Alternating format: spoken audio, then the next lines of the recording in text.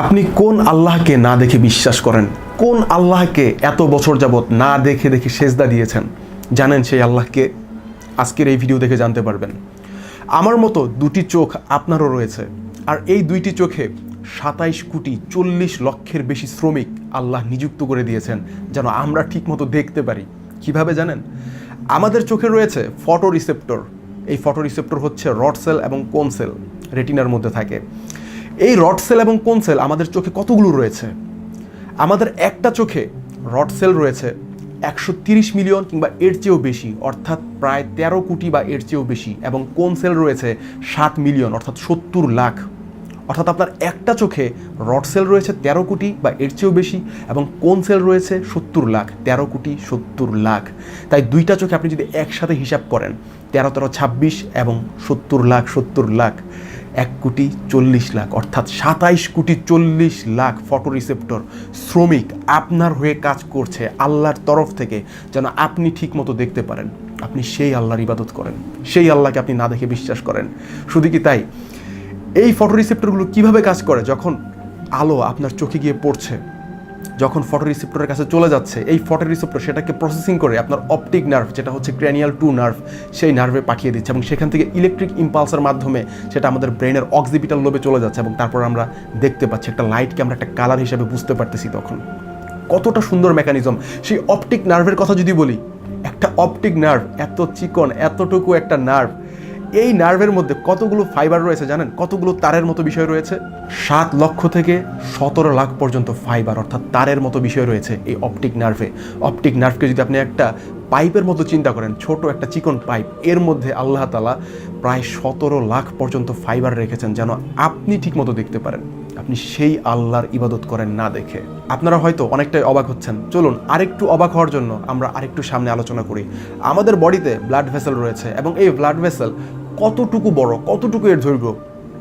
এই ব্লাড ভেসেলের দৈর্ঘ্য হচ্ছে প্রায় 60,000 থেকে 1 লাখ মাইল, যেটি এই পৃথিবীর পরিধির চাইতে প্রায় 3 গুণ বড়। আমাদের পৃথিবীর পরিধি হচ্ছে 24,873 মাইল, অর্থাৎ আমাদের ব্লাড ভেসেলের 1/3 সমান। আপনি আপনার শরীরের যে ব্লাড ভেসেল রয়েছে, যে রক্তনালী রয়েছে, এই রক্তনালী দিয়ে পুরো পৃথিবীকে 3 বার পেঁচিয়ে ফেলতে পারবেন। কল্পনা করতে পারছেন? শুধুমাত্র আপনার শরীরের রক্তনালী দিয়ে পৃথিবীকে 3 বার পেঁচিয়ে ফেলানো সম্ভব।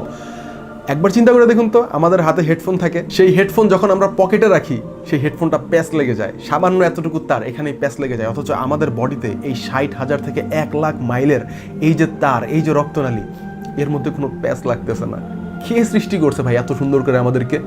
সেই আল্লাহ, যে আল্লাহকে আপনি না দেখে বিশ্বাস করেন, যে আল্লাহকে আপনি না দেখে সেজদা করেন, সেই আল্লাহ এত সুন্দর করে আমাদের বডিতে এত জিনিস সৃষ্টি করেছেন। সেই আল্লাহ এই যে ব্লাড ভেসেল, এই যে রক্তনালী, এর মধ্যে যে রক্ত দিয়েছে, সেই রক্তের মধ্যে শ্বেত রক্তকণিকা রেখেছে। যখন আপনার বডিতে কোনো ধরনের জীবাণু এসে অ্যাটাক করে, আপনাকে আক্রমণ করে, তখন আল্লাহর তরফ থেকে সেই যে শ্রমিক শ্বেত রক্তকণিকা, সেটি আপনার হয়ে কাজ করে আপনাকে বাঁচানোর জন্য। জীবাণুগুলো যেন আপনার কোনো ক্ষতি না করতে পারে, এজন্য শ্বেত রক্তকণিকা সবার আগে চলে যায় এবং তারা সেখানে যুদ্ধ শুরু করে। আপনাকে সেই আল্লাহ সৃষ্টি করেছেন এত সুন্দর করে। আমাদের ব্রেন, এই ব্রেনে যদি কোনো হার্মফুল সাবস্টেন্স যায়, যদি কোনো জীবাণু ঢুকে, তাহলে আমাদের জন্য খুবই ক্ষতির কারণ। আর এই জিনিসটি যেন ঘটতে না পারে, এজন্য আল্লাহ তাআলা ব্লাড ব্রেন ব্যারিয়ার রাখছেন। এই ব্যারিয়ার অতিক্রম করে কোনো ধরনের খারাপ জিনিস, কোনো ধরনের ব্যাকটেরিয়া, ভাইরাস, কোনো হার্মফুল সাবস্টেন্স আমাদের ব্রেনে যেতে পারে না। অথচ এই ব্যারিয়ার অতিক্রম করে আমাদের জন্য ব্রেনে পৌঁছে যেতে পারে oxygen, carbon dioxide, water, glucose, যেগুলো আমাদের জন্য দরকার, আমাদের বেঁচে থাকার জন্য দরকার। কে এত প্ল্যানিং করে আমাদেরকে সৃষ্টি করলেন? সেই আল্লাহ, যে আল্লাহকে আপনি বিশ্বাস করেন, যে আল্লাহকে আপনি সেজদা দেন। আমি ঘন্টার পর ঘন্টা শুধুমাত্র আমাদের এই মানব দেহের উপর কথা বলতে পারি এবং বোঝাতে পারি যে তিনি আমাদেরকে কতটা নিখুঁতভাবে সৃষ্টি করেছেন। সামান্য একটা উদাহরণ দিই, আমাদের এই জিহ্বা, এটা যেখানে আল্লাহ তাআলা রেখেছেন, এই জিহ্বা যদি এখানে না থেকে আরও পিছনে থাকতো, তাহলে আমরা খাবারের স্বাদ প্রথমেই বুঝতে পারতাম না, কোনো খারাপ জিনিস আমাদের মুখে ঢুকে যেতে পারতো। যদি এই জিহ্বা আরও বেশি সামনে থাকতো, তাহলে আমাদেরকে দেখতে খারাপ লাগতো। তিনি এতটা সুন্দর করে আমাদেরকে সৃষ্টি করেছেন, এতটা নিখুঁতভাবে আমাদেরকে সৃষ্টি করেছেন, যেন তার এই সৃষ্টির মধ্যে কোনো বক্রতা না থাকে, যেন সবাই এই সৃষ্টি দেখে বুঝতে পারে তিনিই তো আমাদের রব। যদি আকাশের তারকা, আকাশের চাঁদ সূর্য নিয়ে কথা বলি, অনেক কথা বলতে পারবো। এই বিলিয়ন বিলিয়ন তারা, এই billion billion Galaxy, universe, multiverse, কত কিছু বলে। হ্যাঁ, এত এত তারা, এত এত নক্ষত্র গুণে শেষ করা যায় না। কিন্তু সামান্য একটা চাঁদ, এই চাঁদকে যদি তার নিজের অবস্থান থেকে পরিবর্তন করে দেওয়া হয়, এই চাঁদকে যদি সরিয়ে ফেলা হয়, আমাদের পৃথিবীর অস্তিত্বই বিলীন হয়ে যাবে। আমাদের এই পৃথিবী তার নিজের কক্ষপথে ঠিক থাকতে পারবে না, পৃথিবী আর সূর্যের আলো ঠিক মতো পাবে না, আমরাই হয়তো বাঁচবো না। তিনি এতটা সুন্দর করে সৃষ্টি করেছেন আমাদেরকে। এজন্যই আল্লাহ তাআলা পবিত্র কোরআনে 15 নম্বর সূরার 85 নম্বর আয়াতে বলেছেন, আসমান এবং জমিনে কোনো কিছুই আমি আল্লাহ অনর্থক সৃষ্টি করিনি, এগুলো তামাশা করার জন্য সৃষ্টি করিনি, এগুলোতে কারণ রেখেছি, এগুলো কারণে সৃষ্টি করেছি।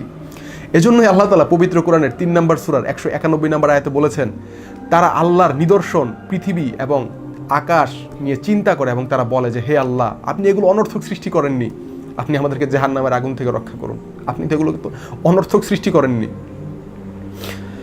আমরা সেই আল্লাহর ইবাদত করি যে আল্লাহ তাআলা পবিত্র কোরআনে সূরা ফুসিলাতের 41 নম্বর সূরার 53 নম্বর আয়াতে বলে দিয়েছেন, আমি দূর দিগন্তে এবং তাদের নিজেদের মধ্য থেকে আমি আমার নিদর্শন প্রকাশ করব, যেন তাদের কাছে স্পষ্ট হয়ে যায় এই কোরআন সত্য। আমি সেই আল্লাহর কথা বলতেছি যে আল্লাহ পাক পবিত্র কোরআনের 52 নম্বর সূরা তুরের 35 নম্বর আয়াতে বলেছেন, তারা কি নিজেরাই সৃষ্টি হয়ে গেছে? তারা কি স্রষ্টা ছাড়াই সৃষ্টি হয়ে গেছে, নাকি তারা নিজেরাই স্রষ্টা? আল্লাহ তাআলা তার বান্দাদেরকে আফসোস করে বলতেছেন, তোমরা কি স্রষ্টা ছাড়াই সৃষ্টি হয়ে গেছো, নাকি তোমরা নিজেরাই স্রষ্টা? চিন্তা করে দেখুন, আমাদের চোখ, আমাদের ব্লাড ভেসেল, এত কিছু সামান্য একটু চিন্তা করলে বোঝা যায় কতটা নিখুঁত প্ল্যানিংয়ে সৃষ্টি করা হয়েছে, কতটা সুন্দর করে সৃষ্টি করা হয়েছে। আমার হাতের একটা মোবাইল, সেটা আমি যদি সৃষ্টি না করি সেটা ধপাস করে উপর থেকে পড়ে যাবে না, অথচ আমি নাকি এমনি এমনি সৃষ্টি হয়ে গেছি, আপনি নাকি এমনি এমনি সৃষ্টি হয়ে গেছেন। আল্লাহ তাআলা আফসোস করে বলতেছেন এই বান্দাদের জন্য। এবং আল্লাহ তাআলা তিনি কোন আল্লাহ?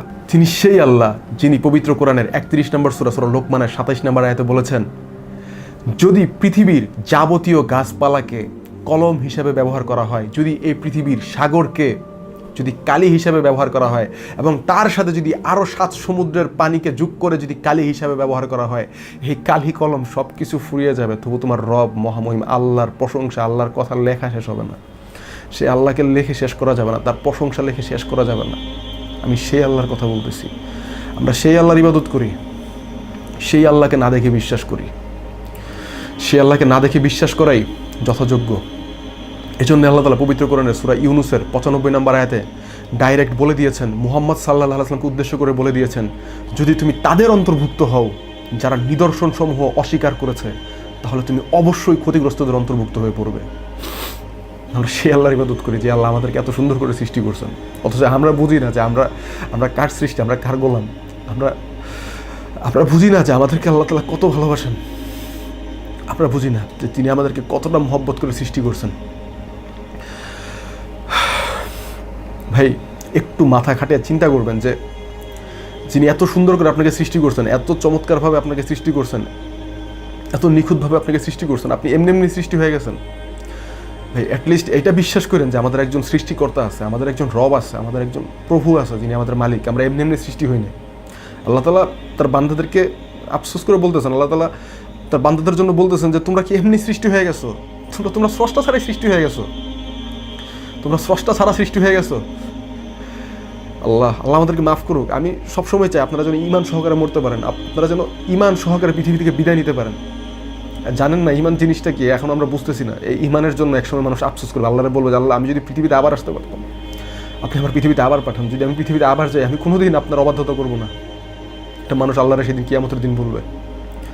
আল্লাহ বলবে, আর আল্লাহ বলবে যে বান্দা, তোমার আমি পৃথিবীতে সুযোগ দিয়েছিলাম, তুমি আমার সেদিন ভুলে গেছিলা, অতএব আজকে আমি তোমাকে ভুলে যাব যেমনভাবে তুমি আমারে ভুলে গেছিলে। আর কোনো দিন তোমাকে পৃথিবীতে পাঠানো হবে না, তোমাকে যথেষ্ট সময় দেওয়া হয়েছিল। অ্যাটলিস্ট বিশ্বাস করেন একজন সৃষ্টিকর্তা আছে, আমাদের প্রভু আল্লাহ, তিনি আমাদেরকে সৃষ্টি করছেন।